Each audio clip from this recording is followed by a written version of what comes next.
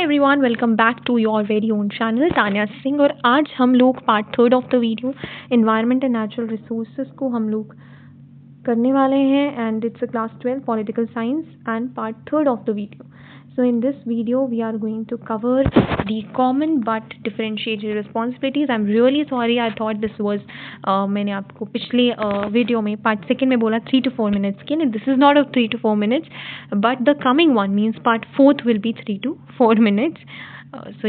So let's discuss our topic फटाफट से. And it is common but differentiated principle. It's a star topic. You have to do it among all the topics. This is something which is really very important because this is something which is very much concerned with today's or the current events जो हमारे चल रहे हैं world में, right? Current affairs. So common but differentiated responsibility. First of all, इसका मतलब क्या होता है? So common मतलब क्या है कि all the states are responsible for addressing the global destruction. सभी states responsible हैं. इसमें कोई भी हम शक नहीं कर रहे हैं कि भाई सभी रिस्पॉन्सिबल हैं. आज जो पूरे वर्ल्ड में इन्वायरमेंटल डिग्रेडेशन हमने फैलाया है उसके लिए हम सब रिस्पॉन्सिबल हैं. बट डिफरेंशिएटेड रिस्पॉन्सिबिलिटीज़, लेकिन इक्वली रिस्पॉन्सिबल नहीं है. रिस्पॉन्सिबल सब है लेकिन इक्वली रिस्पॉन्सिबल नहीं है. इसका मतलब क्या है कि जो जितना करेगा उसे उतना भरना पड़ेगा.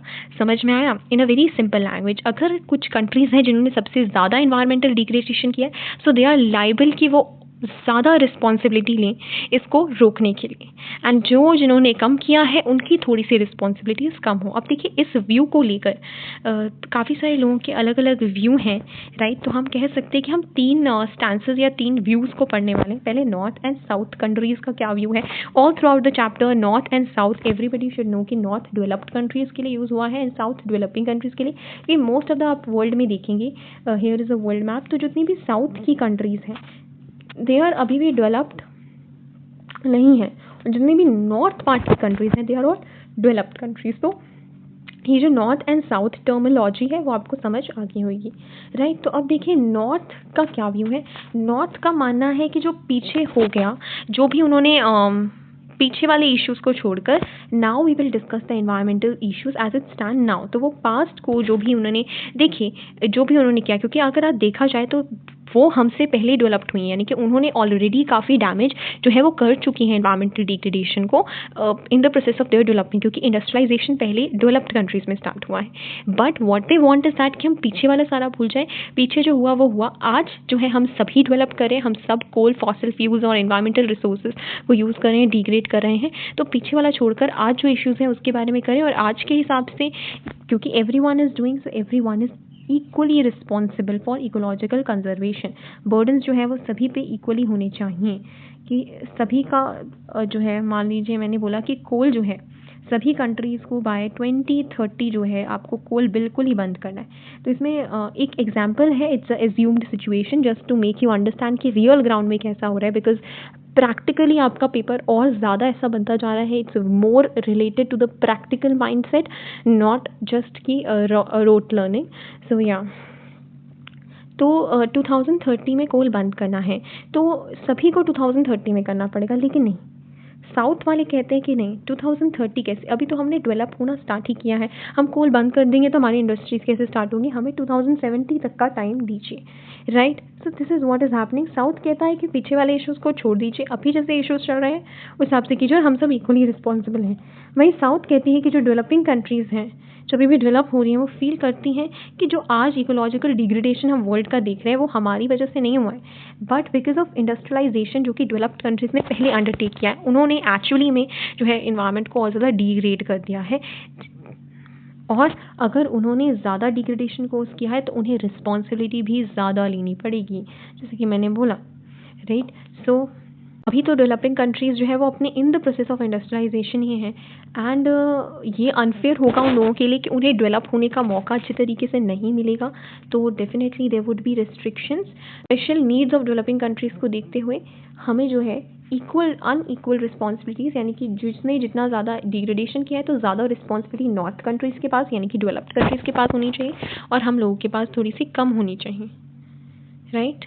और यही चीज़ इस व्यू को ध्यान रखते हुए ही जो है जो भी इंटरनेशनल इन्वायरमेंटल लॉज बनाए जाएंगे उनको इंटरप्रेट किया जाएगा. इंटरप्रेट मतलब कि उनको किस तरीके से उनके इंटेंशंस को समझेंगे, तो इस चीज़ को ध्यान में रख कर ही उसको किया जाए, और या फिर कुछ भी अप्लाई करना है कोई भी इन्वायरमेंटल लॉ तो इस व्यू को देखकर किया जाए कि north is more responsible and south is still developing. तो उनका राइट टू डेवलपमेंट या right to economic growth definitely danger में आ जाएगा ना।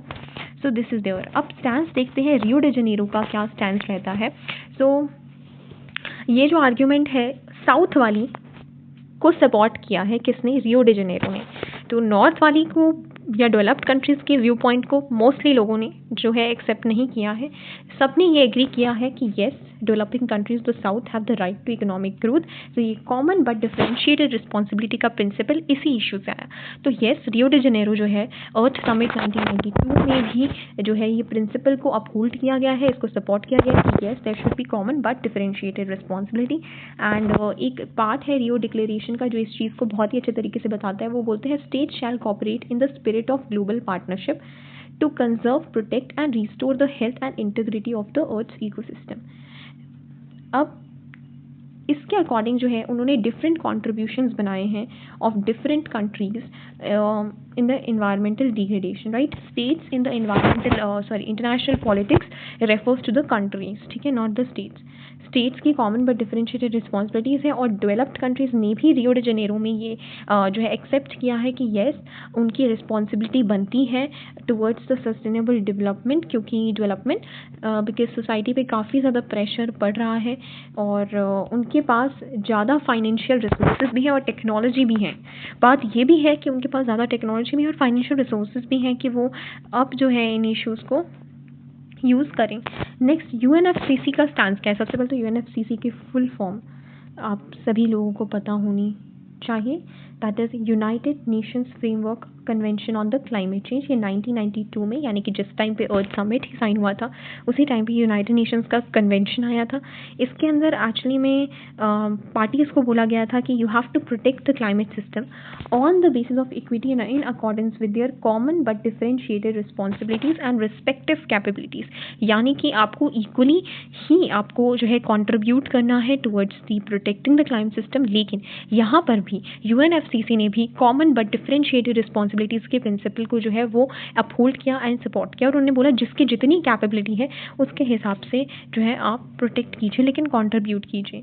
एंड जितनी भी पार्टीज़ थी इस कन्वेंशन में उन्होंने भी ये एग्री किया था कि जो है हिस्टोरिकल और या फिर हम करंट ग्लोबल एमिशंस भी देखें तो वो डेवलप्ड कंट्रीज़ के ज़्यादा हैं। डेवलप्ड कंट्रीज़ ही लार्जेस्ट शेयर, अगर हम ओवरऑल कंट्रीज़ को देखें तो yes developed countries are the one जो आज भी ज़्यादा ग्रीन हाउस गैसेस के एमिशंस के लिए रिस्पॉन्सिबल है।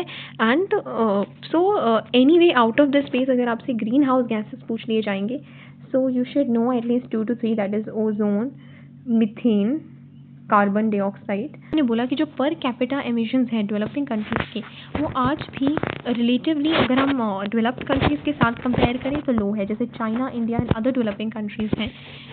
इस वजह से उन्हें जो है डिफरेंशिएटेड रिस्पॉन्सिबिलिटी है, उन्हें क्योटो प्रोटोकॉल से एग्जेम्प्ट किया गया है। उन्हें जो है एक कंसेशन या फिर हम कह सकते हैं कि एक छूट दी गई है कि हम जो है वो लोग क्योटो प्रोटोकॉल की रिक्वायरमेंट्स को फुलफ़िल करने का ऐसा उनके लिए कंपल्सरी नहीं किया गया है। तो ये सबसे बड़ा एग्जांपल हो जाता है कॉमन बट डिफरेंशिएटेड रिस्पॉन्सिबिलिटी का कि जो है डेवलपिंग कंट्रीज़ को क्योटो प्रोटोकॉल से बाहर रखा गया। अब ये क्योटो प्रोटोकॉल क्या है ये भी आ सकता है क्वेश्चन 1 मार्क्स या 2 मार्कर्स में। तो क्योटो प्रोटोकॉल एक इंटरनेशनल एग्रीमेंट है जो कि टारगेट सेट करता है किस इंडस्ट्रियलाइज्ड कंट्रीज़ के लिए जो ऑलरेडी डेवलप्ड है, ये डेवलपिंग कंट्रीज़ के लिए नहीं है, कि वो अपने ग्रीन हाउस गैस एमिशंस को कम करें। जैसे certain gases like the carbon, methane, hydrofluorocarbons, carbons यहाँ पे एग्जाम्पल्स दे ही दिए हैं। So they can ask the few examples of green house gases.